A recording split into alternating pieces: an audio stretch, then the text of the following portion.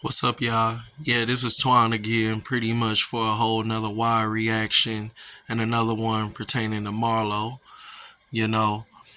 And in this scene, it's a very important lesson about strategy and war. This goes back to like Sun Tzu's Art of War, where he basically said like all warfare is about deception.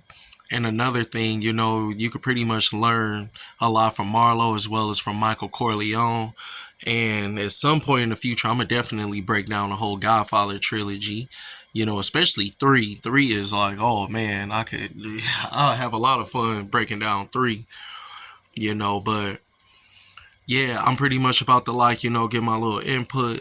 You know, and everybody, know how I'm gonna do. I'm gonna just tap in. It's really good work. Police coming off from corners. I seen. I'm keep my name off the package for a time. I'm keep wholesaling. Step back a bit. Bob still gonna think we weak. Not coming out the claim was ours. Police leave from corners, he's gonna be back out there. I know he will.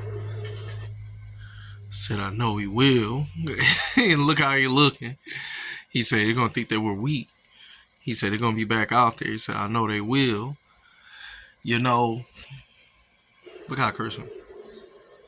Yeah, Chris is getting it now. Your turn, girl. It's about time. For what?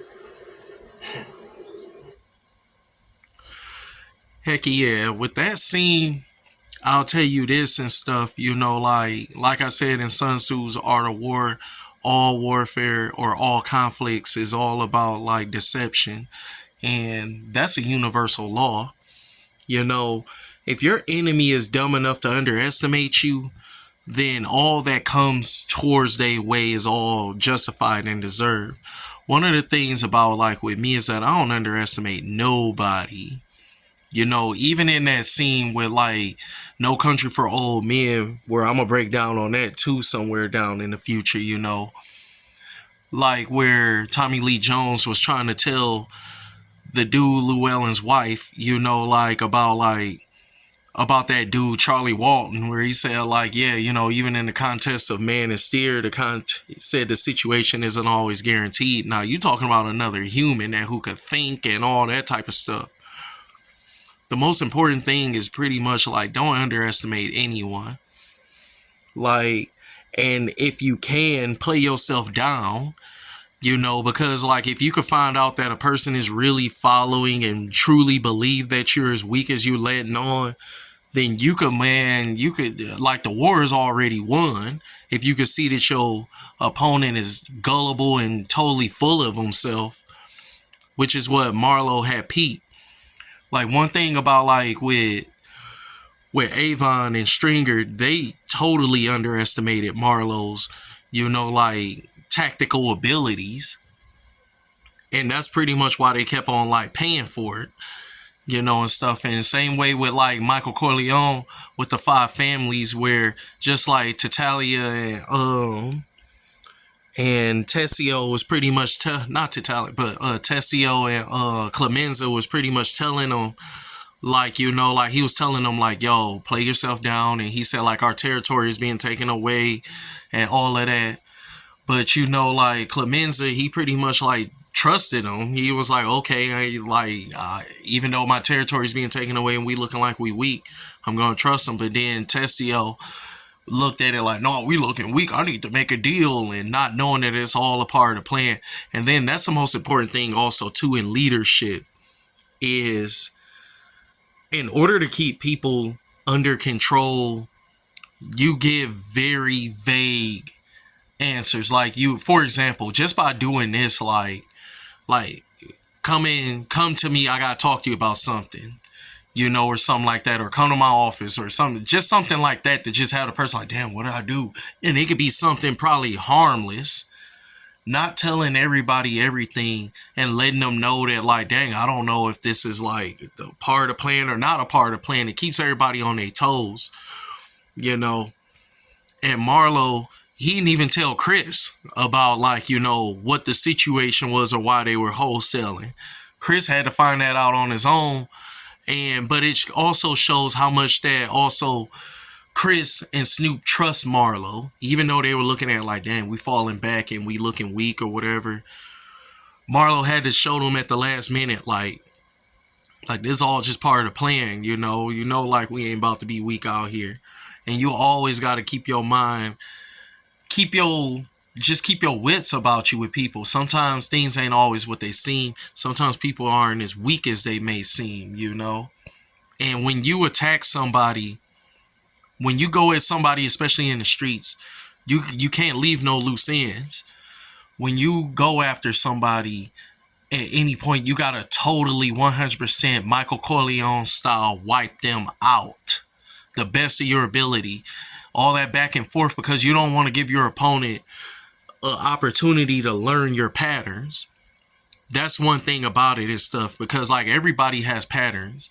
I have patterns, you have patterns. Even if you think that you're this spontaneous type of figure, you have a pattern. And sometimes people are not aware of that. That's why I said in so many of my earlier videos, like, you have to know yourself. Knowing yourself is very important, and knowing your weaknesses. I have patterns, you have patterns, everyone has a pattern. And if a person is stupid enough to go back and forth with you on a regular basis, then they're stupid enough to get their pattern learned by their opponent, if their opponent is well astute of that.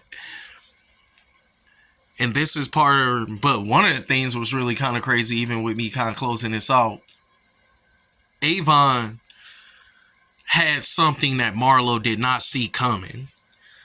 Because Avon is a type where, and this was the only mistake that Marlo had made, because like, although he came out as the winner in the Barksdale Stanfield War, he allowed his pattern to be known and stuff. Like, and Avon is a type of person where like, you'll never know how he's coming. He could come on some street stuff, just like I'm gonna do another video about that. I'm gonna do a video about that too, where when he was talking to Slim and he was asking about all like the big players, and he was basically saying like, hey, everybody's done, some of them clean themselves up. Brother Muzone that put a hex on all of us.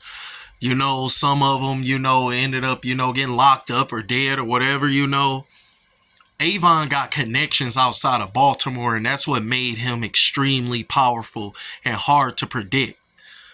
That was the source of like Avon's power, was the fact that he wasn't self-contained in Baltimore. He had New York connections. He had multiple out-of-town connections. He could pay people who are on the same level as Chris to join his war. And fight on retainer for him and everything and stuff, That's the thing that made Avon very powerful. And in the end, the only one that honestly defeated Avon was pretty much, Stringer. Stringer ended up, calling Bunny on him, and they raided him. If he didn't do that, the whole Barksdale crew would have been wiped completely out. And Marlo didn't see it ever coming. He didn't see that Avon had such connections. But like I said, that goes back to Avon's heart. And that's what honestly limited Marlo, because it's all about who has the biggest heart. And you could always tell a person's heart based off of their intimate connections. Like Avon, like I said, outside of Baltimore, he could call on people. And just as Brother Muzone, and I'm going to do a scene about that too. I'm going to do a video about that too, about when Brother Muzone told him like, money is where you at now.